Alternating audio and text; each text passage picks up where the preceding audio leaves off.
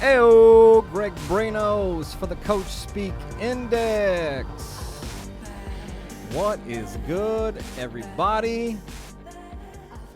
I hope you are enjoying your weekend. I hope all the players you like in fantasy are dropping to you in your drafts. Nobody's sniping you. Life is perfect. So perfect, in fact, that you start wondering to yourself, am I living in a simulation? I can't answer that for you. What I can do is break down the AFC North, and we will begin with the Baltimore Ravens. Lamar Jackson has slimmed down to 205 pounds, which is 10 pounds lighter than he was last season, 25 pounds lighter than he was 2 years ago, only 27 years old. Still a lot of gas left in the tank, and now defenses have to worry about Derrick Henry in the run game as well. That should open things up even more for Lamar from both a rushing and passing aspect. He's also getting Mark Andrews back from injury. He'll have a full training camp with Rashod Bateman for them to get on the same page again, which they were not able to do last season. And then you have year two, Zay Flowers. And this will also be year two of offensive coordinator Todd Monken's system. At the Ravens' end-of-season press conference months back, John Harbaugh said that the first year of this system was baby steps, and that we are going to see a big evolution in year two. Baltimore scored the fourth most points in the NFL last year, behind the Cowboys, Dolphins, and Niners. This is an offense that you want to be in on for fantasy. Lamar Jackson is my QB4. That is one spot behind consensus. My top five quarterbacks are all in the same tier, very close together. I can make an argument for pretty much all of them as QB1. When I'm done drafting this year, I'm hoping that I'll have a diversified portfolio of all five of these guys: Hurts, Allen, Richardson, Lamar, and Mahomes. Baltimore signed Derrick Henry to a 2-year, $16 million contract this offseason. John Harbaugh was asked what the offense will look like with Derrick Henry. He said, I think what it's going to look like is what it's looked like in Tennessee. Him running for a lot of yards. Harbaugh has an 85% reliability rating on usage and workload coach speak. John Harbaugh again on whether he thinks Derrick Henry can maintain the same workload that Henry saw in Tennessee. Harbaugh said, we do. I mean, I watched the wear and tear that he put on defenses, and ours included, over the years. I can't wait to see him in action. Offensive coordinator Todd Monken on Derrick Henry. To me, he's a really versatile player, not only running the ball, but getting the ball in space and throwing him the ball and getting him out on the perimeter and see if some of your defensive backs can tackle him. We saw a little bit of this in Tennessee where they would sometimes flare Henry out, throw him the ball near the sidelines. He'd stiff arm some poor defensive back into Earth's core and rip off a big gain. Todd Monken again on whether they'll manage Derrick Henry's workload. He said, we'll see how that goes. I mean, he's been so durable. I still anticipate the same of using all of our backs, try to put them in the best position to be successful. Now, I want to give you a quote that may be the biggest bull case for Derrick Henry. John Harbaugh was asked back in November why he likes to run the ball so much in the red zone. He said, you'd like to run it in. Being able to run it in down there is the best way to do it. It's just the most straightforward way to do it. It's a smaller area to throw. Gus Edwards scored 13 rushing touchdowns last year. So running the numbers in my model here of how many touchdowns we should expect Derrick Henry to score this season, let's see, carry the 5, square the inverted compound integer, 87,000 rushing touchdowns. I believe there is a little bit of value in Henry to lead the NFL in rushing touchdowns at 7-1 on Bet Rivers. Keaton Mitchell tore his ACL in December. This is what John Harbaugh had to say recently about Mitchell's timeline for return. It's not a comeback during training camp or first game type of thing. I think we all know that. It's sometime during the season. It's not like right around the corner. Derrick Henry is my running back 8. That is one spot ahead of the market. I have him ranked right after Devon Achane, right before Kyren Williams. He's an anchor RB that you can draft middle to late third round, which is pretty nice. Keaton Mitchell is my running back 63, 2 spots ahead of consensus. Definitely would not take him in redraft, but he is a fine best ball pick. Maybe he gives us a spike week or 2 in the fantasy playoffs and near the end of the season. And then Rasheen Ali is my running back 74, which is 2 spots after the market. Let's talk Baltimore wide receivers. John Harbaugh was asked at the NFL Combine which player he expects to make a leap in 2024. He said, I think Rashod Bateman's going to take a big step. The ball's going to get to him a lot more next year. This is significant because he said Bateman's name basically unprompted. Dozens of players to choose from. He names Bateman. Again, Harbaugh sports an 85% reliability rating on usage and workload coach speak. Harbaugh also said Rashod Bateman has a great future, that Bateman will be starting and playing a lot of snaps in 2024, and that Bateman has become a great route runner. OC Todd Monken was asked about getting Rashod Bateman more involved. He said, I expect a tremendous year out of him.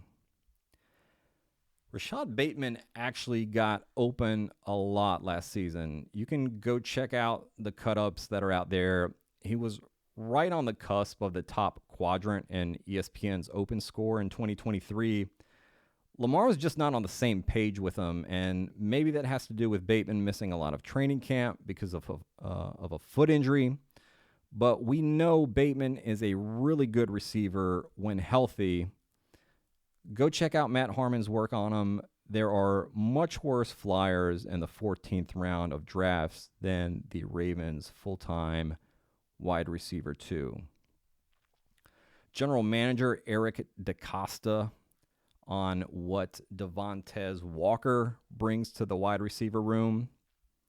He said, just an explosive guy. I think with us, one of the things that we've been missing a little bit is that big, linear, outside field stretcher type of guy. Having a guy like a Torrey Smith was for us, who can just run past people, catch the ball on vertical routes, draw pass interference penalties, force teams to play 2-deep cover 2 type coverages against us. I think it's going to really help us. He's a guy who can go get the ball. By the way, forcing teams to play 2 deep, like DeCosta mentioned, very good for Derrick Henry. Zay Flowers is my wide receiver 24. That is 2 spots ahead of the market. Rashod Bateman, my wide receiver at 68, 5 spots ahead of consensus. Devontae Walker, wide receiver 86, 1 spot behind the market. And Nelson Aguilar, wide receiver 100 for me, 22 spots ahead of consensus. Tight end. This was John Harbaugh on Isaiah Likely. He's going to be a big part of what we do. This quote is almost exactly like the one that Harbaugh gave in August of 2022 when he said he's going to be a big part of the offense this year. Isaiah Likely finished that rookie season as the third most targeted Raven with 60 targets. Now, that was a different offensive coordinator and a pretty terrible wide receiver room that year. But again, Harbaugh, 85% reliability rating on usage and workload. Coach speak. Mark Andrews is my tight end 4. That is even with a market. Isaiah Likely, my tight end 22, which is also even with the market. The Cincinnati Bengals.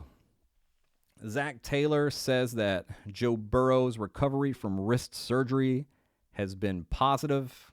Said that he remains on track to hit his benchmarks to participate later in the offseason workouts. Zach Taylor has a 45% reliability rating on injury coach speak, but the majority of the prominent injury experts expect Burrow to be 100%. No limitations on what he can do. This is an offense that's going to pass the ball a ton. They were second in the NFL in pass rate last season at 63.5%. Offensive line needs to be better this year. I have some concerns there. Joe Burrow is my QB8, which is in line with the market. He's dropped to the 8th round now on Underdog, which is 2 rounds later than he was being drafted in April. Cincinnati's fantasy playoff schedule is kind of nice. At Tennessee, home versus the Browns, and then home versus the Broncos. That Cleveland game may not seem like a good matchup, but last season the Browns defense played lights out at home, and then when they went on the road, they played lights on. The fewest point total that they gave up away from home was 22. In their 9 road games, including the playoff game, they gave up an average of 31.3 points per game. That is outrageous. Running back.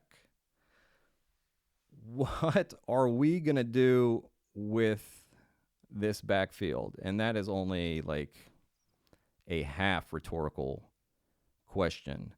Zach Moss was 5th in rushing yards over expectation last season after Devon Achane, Christian McCaffrey, Jalen Warren, and James Conner, and ahead of Breece Hall, Kyron Williams, and Raheem Mostert. He's got good vision. He's a quick decision maker, built like a hoss. Pass catching chops leave a lot to be desired. He figures to be their goal line back. And then Chase Brown is kind of the opposite. Ranked 113th out of 129 running backs last year in PFF rushing grade. But he is very athletic, has some juice. We've all seen that one Chase Brown clip on the timeline. He graded out as a pretty good pass blocker in college, but the Bengals did not trust him at all last year. Only played on 3 third down snaps the entire season. Chase Brown beefed up a little bit this offseason, put in a lot of work on his pass catching, which he was asked to do. Zach Taylor was asked about that, and this is what he said. The more downs you can put yourself on the field, the better. And he's really worked hard to do that. It's noticeable, and that's a real positive. And then this was Zach Taylor's quote on Zach Moss. Excited about what we're getting from Zach, what we expect to get from Zach. These two backs are so different from each other, but it's not like a thunder and lightning situation. It's more like piss and vinegar. I could see this backfield shaking out so many different ways. I'm starting to come around a tad on Chase Brown. I would not be shocked if he ends up playing, 35 to 40, maybe 45% of snaps, and they scheme up a bunch of passes to him in space where he can do what he does best. But on the other hand, only 44 carries and 15 targets for him last year. And then this is a much worse offensive line than Zach Moss was running behind last year in Indianapolis. And like I mentioned, not a great pass catcher. So we are banking on Zach Moss to rack up touchdowns to get us our points. I feel like I have really good reads on a lot of the NFL backfields, but I have to be honest that this is not one of them. And then you add in the speculation out there that Cincinnati may want to bring Samaje Perine back if the Denver Broncos end up cutting him. My guess is that Chase Brown plays a lot more this year. Zach Moss gets the goal line work. And neither guy is a weekly starter for you in redraft leagues. In best ball, you probably want to take some shots on both guys. We could see low advance rates for either or maybe both of them, and then one of them just goes crazy against a bad Broncos defense in Week 17 to help you win that $1.5 million. Zach Moss is my running back 30. That is 4 spots behind consensus. Chase Brown, my running back 38. That is 1 spot behind the market. Wide receiver. Jamar Chase's percentage of snaps in the slot has gone up in each of his 3 seasons in the NFL. The Bengals let Tyler Boyd walk, so I think we see even more slot work for Chase this year, where you have T. Higgins and Jermaine Burton on the outside and Jamar Chase inside. That is going to be such a cheat code in such a pass-heavy offense. I am Seth Rogen high on Jamar Chase this year. I've never seen Zach Taylor as animated and fired up as when the Bengals drafted Jermaine Burton. Just pounding the table like it was a vending machine that took his money. This was such a phenomenal landing spot for Dynasty, and I would target the hell out of Jermaine Burton in keeper leagues as well. He'll be drafted much higher in 2025 after the Bengals probably let T. Higgins walk. And you also get some insane contingent value if something were to happen to Higgins or Chase this year. Jamar Chase is my wide receiver 2. That is 1 spot ahead of consensus. T. Higgins, my wide receiver 27, even with the market there. Jermaine Burton is my wide receiver 64, 6 spots ahead of consensus. And then Andre Yosavash, wide receiver 101 for me, 9 spots ahead of the market. Tight end we'll talk about real quick. Mike Gesicki is my tight end 31, 4 spots behind consensus. I'll take him here and there in Bengals stacks for best ball. There's a theoretical case for him hitting this year. I just like the upside of many more of these late round tight ends. The Cleveland Browns. Kevin Stefanski was asked about Deshaun Watson's injury about 1 million times during the offseason program. And he just kept giving the same answers to the same questions. You could tell he was really getting tired of it. Stefanski on May 22nd said he's making great progress and we will continue to just follow the medical team on this, but he looks like himself. And then on June 3rd, said he's doing really, really well. He looks like Deshaun Watson to me. Kevin Stefanski has a 90% reliability rating on Injury Coach Speak. I expect Deshaun Watson to be okay for week 1. He is my QB 21. That is even with a market. Really sweet fantasy playoff schedule for the Browns. Home versus the Chiefs in week 15. At Cincinnati for week 16.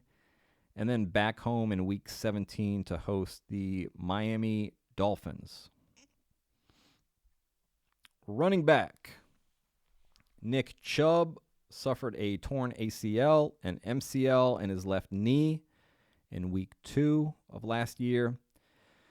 This was the same knee in which he tore his PCL, MCL, and LCL in 2015 when he was in college.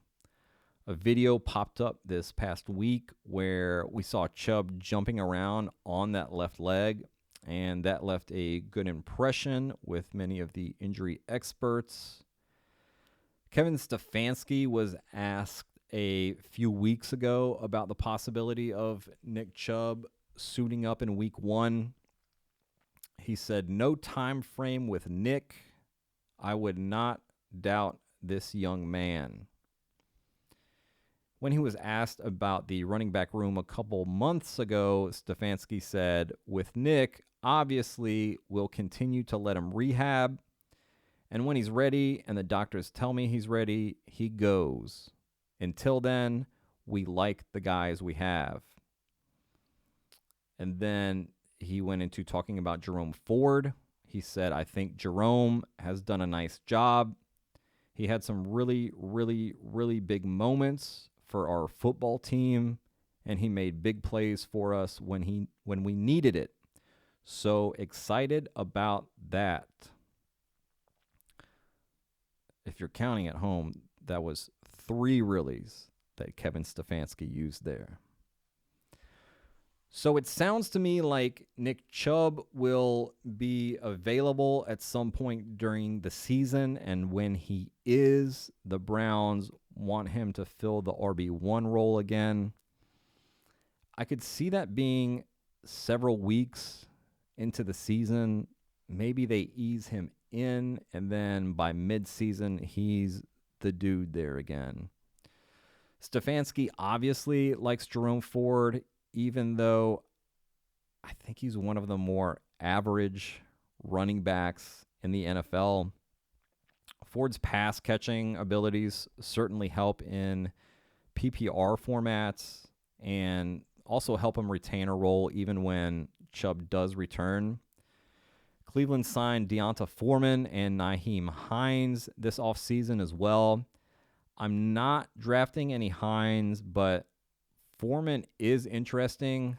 I think he's one of the more underrated depth piece backs. Just every time we see him on the field, he's running angry and piling up yardage. Nick Chubb is my running back 41. That is 3 spots ahead of consensus. Jerome Ford, running back 42 for me, 3 spots behind the market. And then Deonta Foreman, running back 76 for me, 13 spots behind consensus. Wide receiver, this is Kevin Stefanski on Elijah Moore before the Jerry Jeudy trade. I know what he's capable of, and after a career year, we anticipate him even getting better. Stefanski has a 60% reliability rating on usage and workload coach speak, by the way. And here was Stefanski on Elijah Moore after the Jerry Jeudy trade. "I think he's getting better as a player. We're lining him up in different spots. He has the mental ability to line up in different spots. There's some newness, I'd say, that we're excited about for Elijah." Stefanski also talked up Cedric Tillman, who everyone from coaches to beat reporters said he was terrific in OTAs. So maybe he cuts into Elijah Moore's expected workload with Amari Cooper and Jerry Jeudy locked into roles. Amari Cooper is my wide receiver 29. That is even with consensus. Jerry Jeudy is my wide receiver 55. That is 6 spots ahead of ADP. I'm usually taking non-receivers in the 11th round of best ball drafts just because I like a lot of those players who are available. But when I need to take a wideout, I am taking shots on Jeudy. I don't know if I would say that he's talented, maybe more that like he has talents, and I think he could get enough volume as a full-time player in this offense to pay off his ADP and provide a few spike weeks. As far as redraft is concerned, I am probably not buying him there. Elijah Moore is my wide receiver 93. That is 2 spots ahead of the market. Cedric Tillman, wide receiver 102 for me, 2 spots behind consensus. At tight end, David Njoku is my tight end 11. That's even with the market. Stefanski loves Njoku.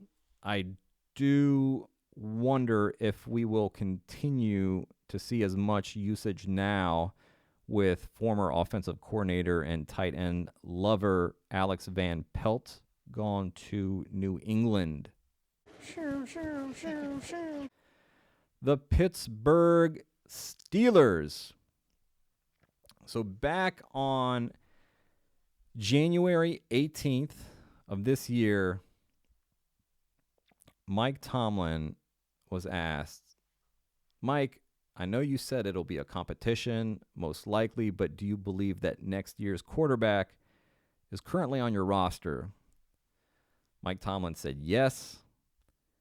And then in addition to stating that he believes next year's QB currently on Pittsburgh's roster, Tomlin declared that Kenny Pickett will enter 2024 as QB1, but will face competition. All of those guys are gone. And we know that they brought in Russell Wilson and Justin Fields. This is Mike Tomlin on Justin Fields. Oh my gosh, man. He oozes talent and potential. There's a lot of meat left on that bone, man. I'm just excited about working to be a part of extracting it. When it's time to compete, we get into training camp-like settings and going to preseason stadiums and so forth. Obviously, Justin will be given an opportunity to show his capabilities. Tomlin did also make it clear, however, in that same press conference, in that same answer, that Russell Wilson has pole position as QB1. Mike Tomlin has historically been on the more stubborn side when it comes to displacing an entrenched starter. Wilson is not entrenched. He has pole position as QB1, but Tomlin's statements and also things that Arthur Smith has said, echoing Tomlin's statements, inform us that the door is open for Fields. He'll have to play really, really well in training camp and preseason, which, might be easier said than done, but that door is open. Pittsburgh plays the Eagles, Ravens, and Chiefs in the fantasy playoffs. Eagles could maybe be a tougher defense this year. Ravens lost a lot of pieces. But the one thing that we know is that those teams have really, really good offenses, so Pittsburgh could be chasing points those weeks. I believe it's close to a 50-50 chance that Justin Fields is starting by that time. He's going in the final rounds of best ball drafts, gives you a ton of potential upside for the fantasy playoffs. if Russell Wilson gets benched or succumbs to injury or gets left behind in some city because the team is tired of him doing burpees in the aisles for the entire plane ride. Justin Fields is my QB 29. That is 3 spots ahead of market. And that is purely an upside play for best ball. I am not taking him in any redraft leagues.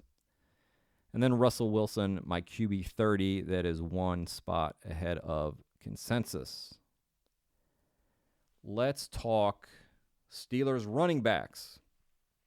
Arthur Smith on the running back room.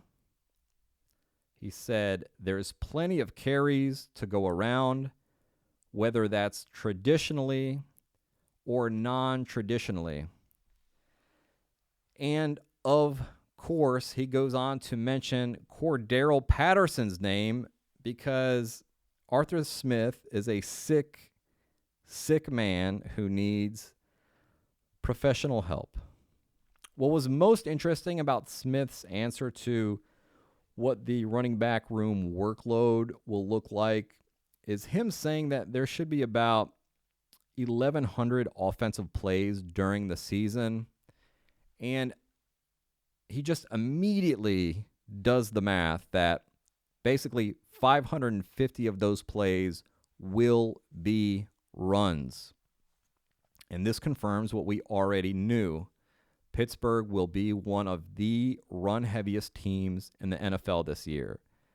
Atlanta was second in rushing percentage in 2022 and ranked 4th in 2023.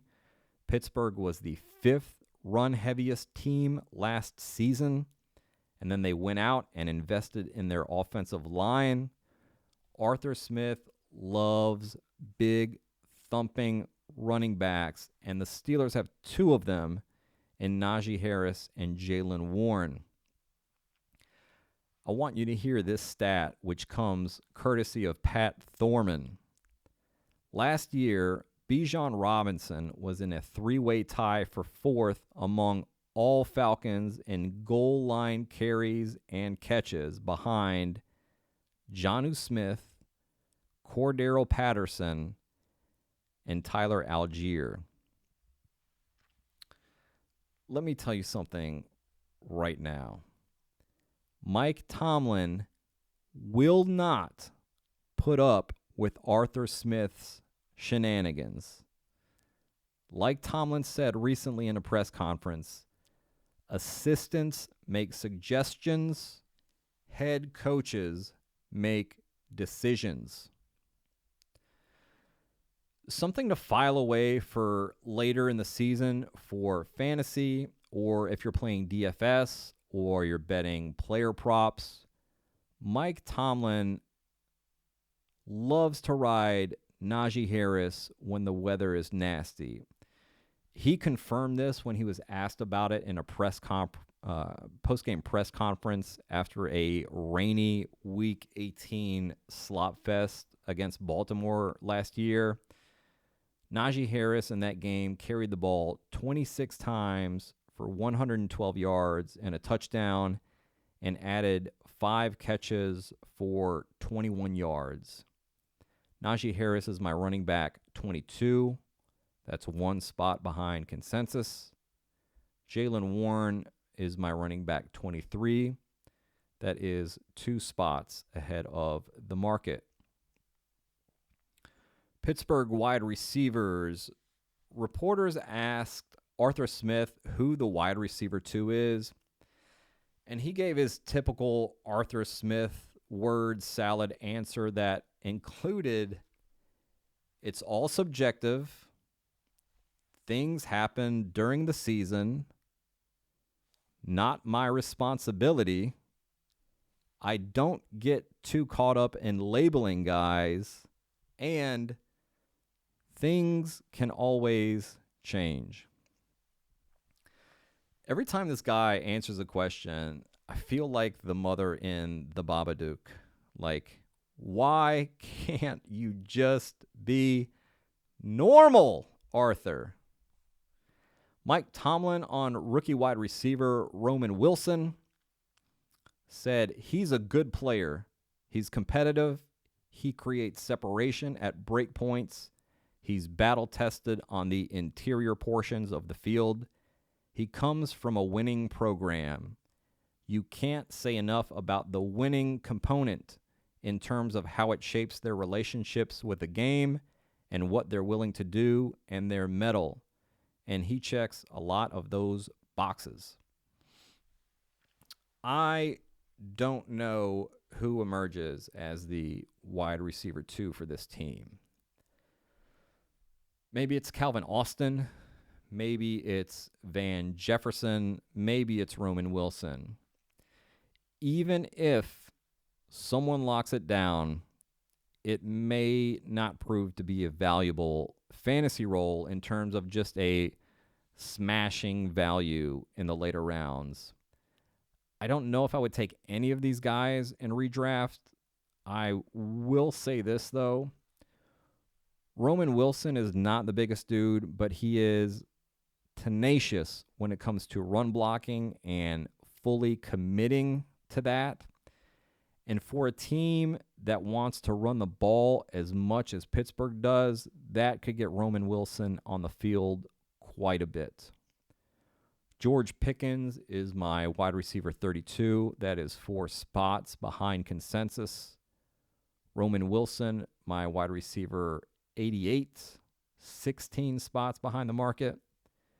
Calvin Austin, my wide receiver 92, 11 spots ahead of consensus. And then Van Jefferson, wide receiver 103 for me, 26 spots ahead of the market. We'll finish with tight end here.